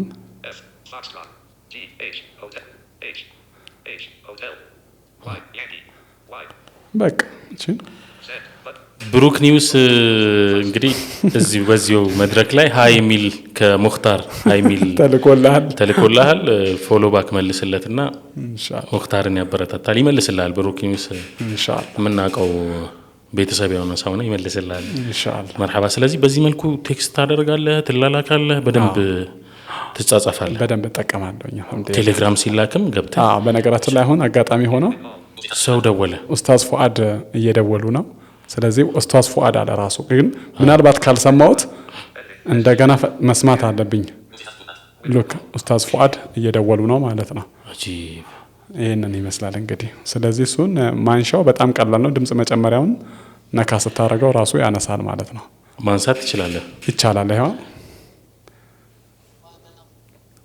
ሰላም አለይኩም ወራህመቱላሂ ወበረካቱ አለይኩም አሁን ቀረጻ ላይ ነኝ አጋጣሚ ሆኖ የርሶ ስም ገባ ቪዲዮ ላይ አፎብዮታለሁ አንድ 10-20 ደቂቃ ኢንሻአላህ ሰላም አለይኩም ወራህመቱላሂ ይሄንን ይመስላል እንግዲህ ይሄው ስልኩን ዘግቼዋለሁኝ። በዚሁ አጋጣሚ አንድ ነገር እናንሳ። እሺ በተለይ ደግሞ አይነ በሲር የሆኑ ሰዎች ከጊዜ በኋላ አይነ በሲር የሆኑ ሰዎች አይናማ የነበሩ በአጋጣሚዎች አይነ በሲር የሆኑ ሰዎች በጣም ሲያቅታቸው እናያለን። አንደኛ የማህበረሰባችን ተቀባይነት ከባድ ነው። ከዛ እነሱም መቀበል ሲያቅታቸው ምናምን እናስተውላለን። ብዙ ነገሮች ይፈጠራሉና ማስተላለፍ የምትፈልገው መልእክት ካለ እስቲ አንሳልኝ። በጣም በወሳኝ ሰዓት ትልቅ ጥያቄ ነው ያነሳኸው። አይነ ስውርነት ብቻ ሳይሆን አጠቃላይ አካል ጉዳተኝነትን ብንመለከት እዚህ ውስጥ በጣም ደስ ይለኛል። ለምን አላህ ሲፈጥረን ሁላችንም እኩል ነው የፈጠረን። የሚገርም ነገር አንዱን ከአንዱ አሳንሶ አንዱን ከአንዱ አስበልጦ አይደለም። የመጀመሪያው ማመን ይሄን።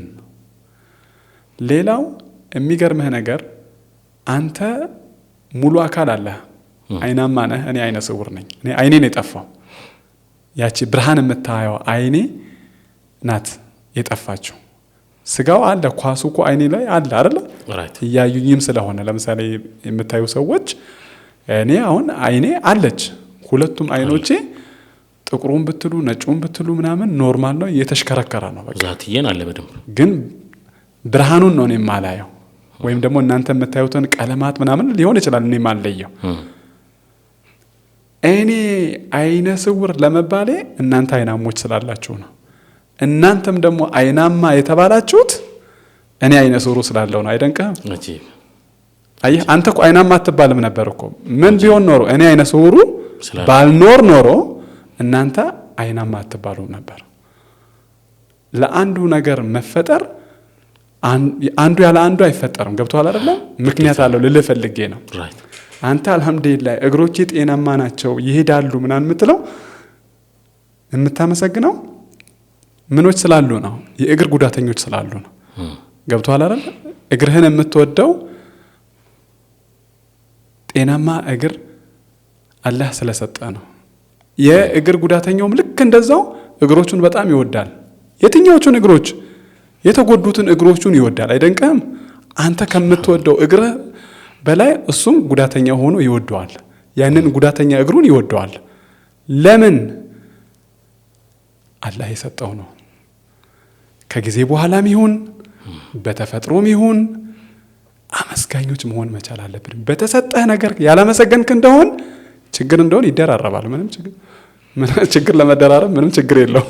የሚገርምህ ነገር እና አልহামዱሊላህ ማለት አለበት። ስታማረው በቃ አንደኛ አካል ጉዳተኛ ስትሆን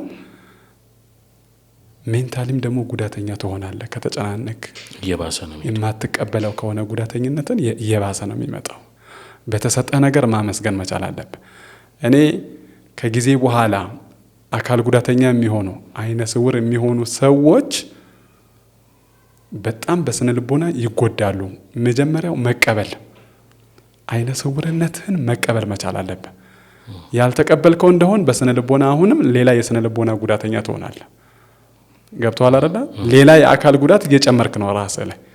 ስለዚህ መቀበል መቻል አለብህ። አንድ እንዳይቀበል ደግሞ የሚያረጉ ደግሞ የተወሰኑ የማህበረሰብ ክፍሎች አሉ። ይሄ የማህበረሰብ ክፍል ግንዛቤ ያስፈልጓል። ደጋግመን ልንነግረው ይገባል። አካል ጉዳተኛ ሆኖ እንደ አካል ጉዳት አልባው አካል ጉዳተኛውም የትኛውንም ነገር ማከናወን፣ መፈጸም፣ ማድረግ ይችላል የሚለውን ነገር ደጋግመን ልንነግረው ይገባል። መንገድ ብቻ አይደለም። እኛ አካል ጉዳተኞች ለአካል ጉዳት አልባው ሰርተን ማሳየት መቻል አለብን ብዬ አስባለሁ። ገብቶሃል? አንተ እንድትሰራልኝ ሳይሆን እኔ እንድሰራው ያንን ነገር አንተ ድጋፍ አድርግልኝ ነው። ድጋፍ ነው። ገብቶሃል አይደለ? ምን አይነት ድጋፍ ያስፈልገዋል የሚለውን ከኔ መጠየቅ መቻል አለብህ፣ ወይም ደግሞ መረጃ ጋዘር ማድረግ መቻል አለብህ። ስለዚህ የመጀመሪያው ነገር የማህበረሰቡ ግንዛቤ ነው። ከዛ በዙሪያ ያለው ማለት ነው። እኔ ከጊዜ በኋላ አይኔ ጠፍቶ እንዴት እኖራለሁ? አላህ የፈጠራትን ነፍስ ለማጥፋት እኮ ጥረት የሚያደርጉ ሰዎች እኮ አሉ። አይደንቅም?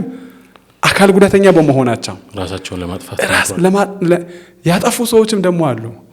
የሚገርምህ ነገር ከታዋቂ ሰው እስከ ምንም ከነመፈጠራቸው የማናውቃቸው ግን የሆነ የማህበረሰብ ክፍል የሚያውቃቸው።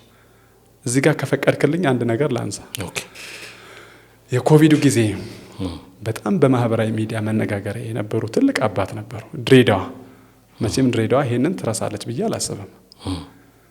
አንድ አባት ብዙ ጊዜ የሚንቀሳቀሱት በሰው እርዳታ ነው፣ በሰው እገዛ።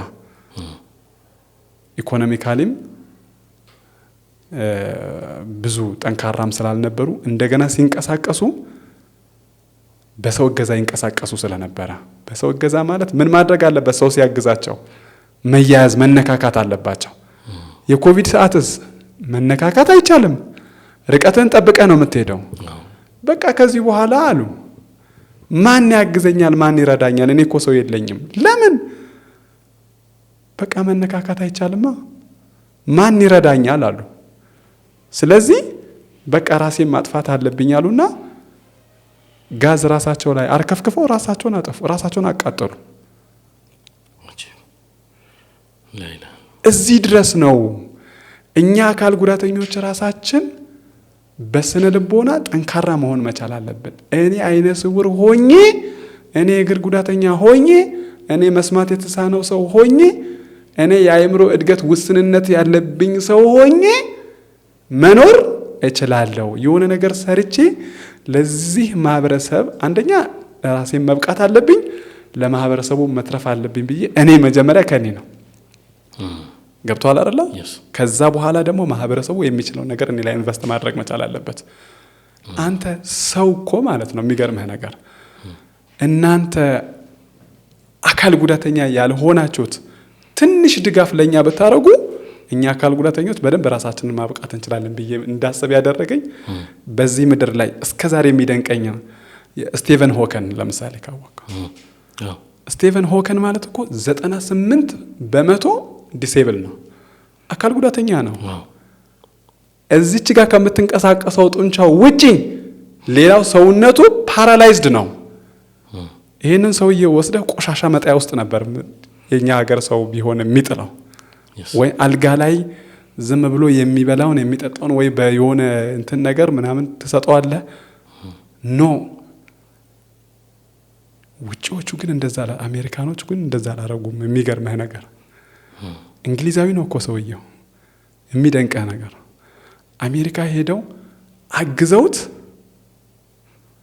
የጻፈው መጽሐፍ ለፊዚክስ ምሁራን ስቲቨን ይሄ የጻፍከው መጽሐፍ አልገባንም፣ ለዚህ መጽሐፍ ሌላ መጽሐፍ ጻፍልን። እንደዛ ዲሴብል ከሆነ በኋላ እኮ ነው የሚደንቀህ ነገር። እንዴት መጽሐፍ ጻፈን? እጁ አይንቀሳቀስ፣ ስፒቹ ንግግሩ አይሰማ። የሚገርምህ ነገር ግን ምን አደረጉን? ሶፍትዌር ሰሩ። መጀመሪያ ቅድም እኔ ስልኬ ላይ ያሳየውን አይነት ሶፍትዌር ሰሩለት ለመግባባት። ከዛስ ኮምፒውተር ላይ ሶፍትዌሩን ጫኑና እንደገና ሌላ ዲቫይስ ሰሩ፣ መነጽር ላይ የምትጣበቅ። ከዛ መነጽር አረጉለት ለስቲቨን፣ ለዚህ ፓራላይዝድ ለሆነው 98% ፓራላይዝድ ለሆነው ሰውዬ ነው መነግረህ። ከዛ መነጽሩ እዚች ጋር ከምትንቀሳቀሰው ጡንቻ ጋራ ያቺ ዲቫይሷ እንድትገናኝ አደረገው። ኮኔክትድ እንዲሆን፣ ኮኔክቲንግ አይደለም ኮኔክትድ እንዲሆን አደረጉት። ያቺ ጡንቻ እሱ በጭንቅላቱ የሚያስበውን ነገር ሉክ ስቲቨን ሆከን በጭንቅላቱ የሚያስበውን ነገር ወደ ኮምፒውተር ያመጣል። አንብባ ወላሂ ቢኮዝ በጣም ወርቅ ጭንቅላት አለው። በቃ የሚገርም ወርቅ የሆነ ጭንቅላት። በዓለም ላይ አካል ጉዳተኛ ሆኖ ጨረቃን የረገጠ ብቸኛ ሰው ካልተሳሳትኩ እሱ ይመስለኛል። ተው ይቅርብህ እያሉት ኖ ነው ያለው። ይሄዳለሁ አልቀርም በጭራሽ ብሎ እንደዛ ፓራላይዝድ ሆኖ ሄዶ ጨረቃን ረግጦ የመጣ ሰው ነው። አይደንቅህም? ስለዚህ አካል ጉዳተኛ ሆኖ ምንም ማድረግ ይቻላል። ዛሬም ድረስ ስለ ሄለን ኪለር እናወራለን ቁጭ ብለን። ብዙ መዓት ሄለን ኪለሮች አሉ ያላገዝናቸው ያረዳናቸው የሚያስፈልጋቸውን ነገር ሳናሟላላቸው ከንፈራችንን ብቻ መጠን ያለፍናቸው። ገብቷል አይደለ? ትንሽ ነገር ግን አግዘው፣ ትንሽ ነገር እርዳው፣ ሌላውን ነገር ግን አካል ጉዳተኛው ራሱ ይወጣል። ተውለት፣ ነፃ አድርግለት። ገብቷል? አትገድበው። ከገደብከው ያኔ እየጎዳው ነው፣ ሌላ የአካል ጉዳት እየፈጠርክበት ነው። እኔ አሁን ለምሳሌ የሚገርምህ ነገር አይነ ስውር በመሆነ እንደው ግን ምንድነው ያጣው? እኔ አልሐምዱሊላህ ምንም አላጣውም እላለሁ። የሚገርምህ ነገር ማለት ነው። እንደ ተጨማሪ ግን ሁል ጊዜ የምመኘው በህልሜ ሁላ ማረገው ምን እንደው ታውቃለህ? መኪና አሽከረክራለሁ። ወላሂ መኪና ነዳለሁ በህልሜ ኢንሻአላህ። ለወደፊቱ ደግሞ እነዳለሁ፣ ዲዛይን አደርጋለሁ። የሚገርም ነገር ዱአ አደርጋለሁ። አሁን አንድ ቀን አይቀርም ብዬ የማስበው ምን እንደው ታውቃለህ? መኪና ነዳለሁ ኢንሻአላህ።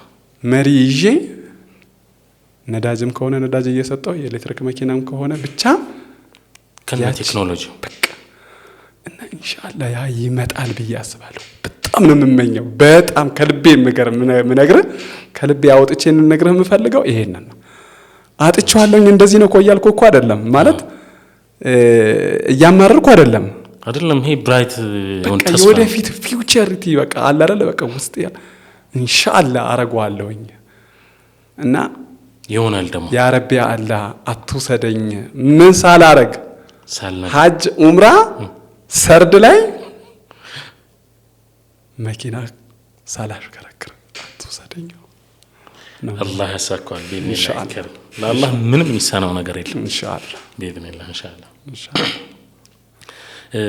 ኢንሻአላህ። ወደ ማጠቃለያው እየሄድን ነው። ጥሩ ወሳኝ ነገር አንስተህልኛል። ግን በመጨረሻው ማስተላለፍ መፈልገው የምትለው መልእክት ካለ የመጨረሻ መልእክትህን እንስማ። በተለይ ደግሞ አይነ ስውርነትን ከቀጥታ በቃ አይነ ስውር ሆነ አይደለ ሰውየውም ሆነ ከልመና ጋር የሚያያይዙ በቃ እንዲህ መሆኔ ነው ኢቭን ቤተሰብም ጭምር ጠንከር ያለ መልእክት አስተላልፈህልናል። ግን ደግሞ ከዚህ ጋር አያይዘህ ብታነሳ ደስ ይለኛል። ማለት እኔ ምናልባት አሁን አንተ ካነሳኸው ጋራ ህብረተሰቡ በደንብ ማወቅ ከጫወታችን ውስጥ ማለት ነው በእኔ ቤተሰብ ውስጥ ያለውን የአይነ ስውራን ቁጥር አባቴን ጨምሮ ከአባቴ ጋር ስንደምር 6 ነው የምንሆነው። ከዛ የኔ ልጆች አሉ 2 8 ባለቤት ያለች 9 ተረት ይመስላል ስትሰማው ማለት ነው። እኔ ለዚህ ወላሂ አልহামዱሊላህ ነው የምለው። በጣም ውስጤ ማለት ደስተኛ ነኝ በዚህ ማለት ነው። ሰው ልክ ይሄን ሲሰማ የሆነች ቁንጽል የሆነ ነገር እንትን ያደርግና አይነ ስውር የሚወልደው አይነ ስውር ነው ማለት ነው ምናምን ወደሚል ግንዛቤ እንዳይመጣ አደራ የምለው ነገር ይሄ ነው። ኦኬ እንደዚህ አይነት ታሪኮችም አሉ የሚለውን ለማንሳት ነው ያነሳ ነው። ገብቷል አይደል? ልንረዳቸው ይገባል። ይሄ ማለት ተፈጥሮ ነው። ገብቷል አይደል? ከአላህ የተሰጠ ኒዕማ ነው። ገብቷል? እና ያንን ህብረተሰቡ እንዲያቅ እና እንደዚህ አይነት ሰዎችን ሲያይ ምንድነው ማድረግ ያለበት የሚለውን ነገር መነሻውን እስከ መድረሻው ማወቅ አለበት። ለምሳሌ ትዳር ለመያዝ አይነ ስውራን ያላገቡ ሴቶችም ወንዶችም ሊኖሩ ይችላሉ አይደለ? አይናሞቹ እነዛን አይነ ስውራን እስከ ወደዱ እስከ አፈቀሩ ድረስ የትዳር አጋሪ ልትሆን ትችላለች ወይም ልትሆን ይገባል እስካሉ ድረስ ሸሪዓው በሚፈቅደው መልኩ መጋባት ይችላሉ። ገብቷል አይደል? ገና ለገና አይነ ስውር ልጅ ወልዳለሁ ብሎ ማሰብ የለም። ይሄ ተፈጥሮ እኮ ነው ኔቸር። አባቴ የግዴታ 7 ሆነን ተወልደን 2 እኮ አይናማ ሆኖ ተወልደዋል። የአባታችንን የአይን ሁኔታ ይዘን ስለተወለድን እኛ ነው እንጂ 2 አይናማ እህትና ወንድም አሉን እኛ። ገብቷል አይደል? የኔ እህቶች አይነ ስውር ሆነው አይናማ ልጆችን ወልደዋል። አይነ ስውር ሆነው አይናማ ህፃናት ያሏቸው ልጆች አሉ። ገብቷል አይደል? ሉክ ተፈጥሮ መሆኑን እንዲገባህ ነው ይሄንን የምለው ለአድማጭ ተመልካቾችም ይሄ እንዲሆን ስለሚገባ ማለት ነው። ይሄንን በደንብ እንዲገነዘቡ ፈልጋለሁ። ሌላ በመጨረሻ በመሃል ስለ አብደላህ ኢብኑ ኡሚ መክቱም አንስተን ነበር። እንደ ሙስሊም ማህበረሰብ ከአብደላህ ኢብኑ ኡሚ መክቱም ጎን መቆም መቻል አለብን ብዬ አስባለሁ። ጅማሮች አሉ፣ ጥሩ ነው። በተለይ ለአይነ ስውራን ወደፊት ደግሞ ለምናስበው ትልቅ ተቋም ለመገንባት የራሱን የሆነ አሻራ ማኖር አለበት ብዬ አስባለሁ። የማንም አይደለም። አብደላህ ኢብኑ ኡሚ መክቱም ማለት የኢትዮጵያውያን ልዩ ተቋም፣ ትልቅ ተቋም ነው። ክፍተታችንን ይሞላ በቃ ክፍተቱን የሚሞላ ገብቷል አይደል? እኔ ከድር ኢብራሂም ሌሎችም ሰዎች ስማቸውን ያላነሷቸው ሰዎች በልጅነታችን የኖርነውን ህይወት እንዳንደግም ቅድም ታስታውሰው እንደሆነ ያልኖርኩት 7 ዓመት አለ ብያለሁ። ያልኖርኩት 7 ዓመት በዓለማዊ ትምህርት እኮ በጣም አሪፍ ነው፣ ምንም ጥርጥር የለውም። ዛሬ ቲቸር ሙክታር እንድባል ቆሜ እንግሊዘኛ እንዳስተምር፣ ሞቢሊቲ ኤንድ ኦሪየንቴሽን ሂሳብ እንዳስተምር ጥሩ መንገድ ፈጥሮልኛል። ያ ግን እኔ ነገ ከሞትኩ በኋላ የምን መምህር ነህ እንግሊዘኛ ጥሩ አስተምርሃል አላህ አይለኝም። አላህ የሚተሳሰበኝ ምንድነው? ምን ያህል ቁርአን ቀርታል፣ መንፈሳዊ ህይወትህ ምን ያህል ነበር ነው። ከጎን ማስኬድ ይቻል ነበር በጊዜው በዛ ምክንያት ነው አለፍን ያለው። ለዛ ነው እኮ ሐፊዝ መሆን ነበረብኝ፣ ለሌሎቹም መብቃት አለብኝ። እኔ ዛሬ ሂሳብ፣ እንግሊዘኛ፣ ሞቢሊቲ ኤንድ ኦሪየንቴሽን ያለኝን ዕውቀት ላስተምር፣ ልጆቻችን ቁርአን የሚቀሩበትን ሰዓት አመቻችተን ቁርአን እንዲቀሩ የምናደርገው ምን አይነት አባት እንደሆንኩ ታውቃለህ? እኔ አባት አያት የተማሩ ናቸው? አልተማሩ። ስለዚህ ምንድነው የምንላቸው? ሳይማሩ ያስተማሩ። እኔ ማለት እንደዛ አይነት ሰው ነኝ። ገብተዋል? ቁርአን ሳልቀራ ልጆቹ ቁርአን እንዲቀሩ የማደርግ አይነት አባት ነኝ። ቁጭት በቃ ቁጭቱ ደግሞ ሪያሊቲው እሱ ነው። አብደላህ ኢብኑ መክቱም ውስጥ ያለው ቁጭት ከባድ ነው በጣም በጣም። እና ኢንሻአላህ ሰሞኑን አብደላህ ኢብኑ መክቱም ላይ እንደ መጨረሻ የምናነሳው አብደላህ ኢብኑ መክቱም ላይ የገቢ ማሰባሰቢያ ሰው በደንብ ፓርቲሲፔት አድርጎ በላይቭ በደንብ እንትን ብሏል፣ ሪያክትም አድርጓል። በደንብ ከጎን መቆሙን በደንብ አሳይቷል። በጣም ምናልባት ማመስገን ካለብን በዚህ በነገራችን ላይ መላው የኢትዮጵያውያን ማመስገን፣ ትውልደ ኢትዮጵያውያን፣ የኢትዮጵያ ወዳጆች ማመስገን በጣም ያስፈልጋል። ቪዲዮውን አይተው ቻሌንጁን ተቀላቅለው ቃል የገቡትን ነገር ስቲል ነው እያስገቡ ነው ያሉት። ይሄ ማለት ቻሌንጅ ነው። የጊዜ ገደብ ተሰጠው እንጂ የህዝቡ ድጋፍ በዚህ ቀን ያበቃል፣ በቃ የመጨረሻው ነው ማለት እንዳልሆነ ሁሉም ሰው ማወቅ መቻል አለበት።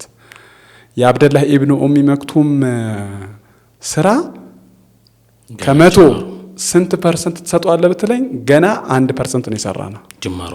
ጅማሮ ነው 1% ራሱ ከሞላ እንደው አላሁ አለም በጣም ትልቅ አድርጌው። ለምን እንደዛ እንደምልህ ታውቃለህ?